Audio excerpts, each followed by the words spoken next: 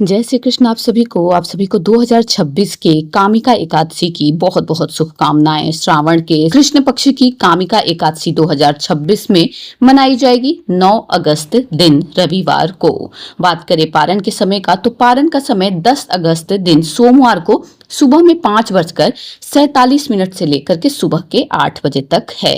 द्वादशी तिथि, द्वादशी अवधि के अंदर पारण कर लेना होता है। अगर आप ऐसा नहीं करते हैं तो आपको आपके पूर्ण फल की प्राप्ति नहीं होती है। तो चलिए वीडियो की शुरुआत करते हैं और बहुत ही सरल विधि से कैसे इस पूजा को आप कर सकते हैं इसके बारे में जानते हैं। इस पूजा को आप अपने घर के मंदिर में भी ठीक इसी प्रकार से कर सकते हैं। यहाँ पर मैं विशेष स्थान चौकी लगा करके आपको दिखाने के लिए कर रही हूँ। तो पुष्प का आसन दे देंगे, आप चाहें तो अनाज का आसन भी दे सकते हैं। तो पुष्प का आसन देने के बाद हम भगवान श्री हरि विष्णु के छवि को विराजित कर देंगे। आपके पास विग्रह है तो विग्रह भी विराजित कर सकते हैं। साथ ही भगवान श्री गणेश जी को भी, क्योंकि बिना भगवान श्री गणेश जी के कोई भी पूजा अधूरी मानी जाती है। इसके बाद हम एक कलश लेंगे और कलश में जल भर लेंगे, जो कि बहुत ही अनिवार्य हिस्सा होता है किसी भी पूजा का, और उसमें तुलसी पत्र डाल करके भगवान के बगल में इस तरीके से रख देंगे। इसके बाद दीपक प्रज्वलित करेंगे। शुद्ध घी या फिर तिल के तेल का दीपक पूरे पूजा का साक्षी होता है। दीपक को जलाने के पश्चात अपने हाथों को जल से अवश्य ही धो लेंगे। दाएं हाथ में पुष्प लेकर के व्रत और पूजा का संकल्प लेकर पुष्प भगवान श्री हरि विष्णु के चरणों पर समर्पित कर देंगे, यह कह करके कि भगवान मेरे मन की मनोकामना को पूर्ण करें, मेरी पूजा को सफलता प्रदान करें। उसके बाद हम पुष्प के माध्यम से जल का छींटा मार के एक स्नान करवा देंगे। इसके बाद वस्त्र स्वरूपी कलावा भगवान श्री गणेश जी को, साथ ही भगवान श्री हरि विष्णु जी को वस्त्र स्वरूपी कलावा बहुत ही प्रेम से समर्पित करेंगे। आप चाहें तो अंगोछा या फिर पीला कपड़ा भी समर्पित कर सकते हैं। इसके बाद हम बहुत ही प्रेम से भगवान श्री गणेश जी को, विष्णु जी को जनेऊ समर्पित करेंगे। उसके बाद हम तिलक करेंगे।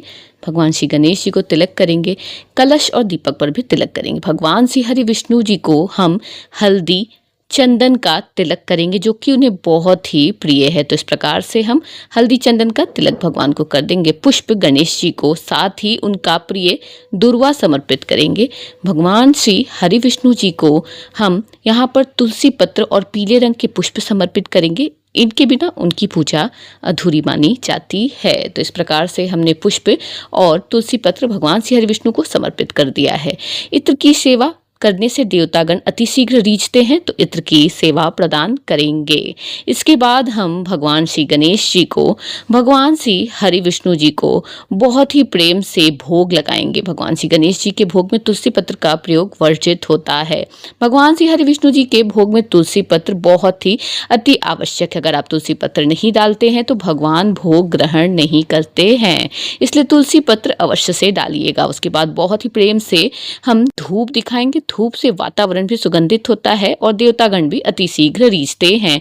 बहुत ही प्रेम से दक्षिणा समर्पित करेंगे, जिसका उद्देश्य पूजा की कमियों को समाप्त करना होता है। इसके बाद दाएं हाथ में पुष्प लेकर के हम एकादशी की व्रत कथा को पढ़ेंगे। श्रावण के कृष्ण पक्ष की कामिका एकादशी की व्रत कथा पढ़ने के पश्चात हमने जो अपने दाएं हाथ में पुष्प लिया था, उस पुष्प को हम भगवान के चरणों में समर्पित कर देंगे। इसके बाद हम बहुत ही प्रेम से भगवान श्री हरि विष्णु की एकादशी के अवसर पर आरती करेंगे। अगर आप आरती करने के इच्छुक हैं तो ठीक है, नहीं तो इस प्रकार से 5 या 7 बार क्लॉकवाइज आरती को घुमा भी देंगे तो आपकी आरती पूर्ण मानी जाएगी। तो यहाँ पर आरती हो गई है।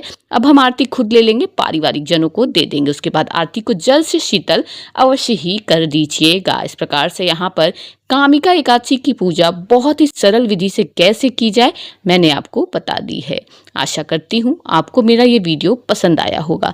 वीडियो पसंद आया होगा तो प्लीज़ दोस्तों चैनल को लाइक करिए, सब्सक्राइब करिए और मेरे साथ इसी तरह से जुड़े रहिए, ताकि आगे भी आपको इसी प्रकार के वीडियो देखने को मिले। जय श्री कृष्ण आप सभी को। जय श्री हरि विष्णु।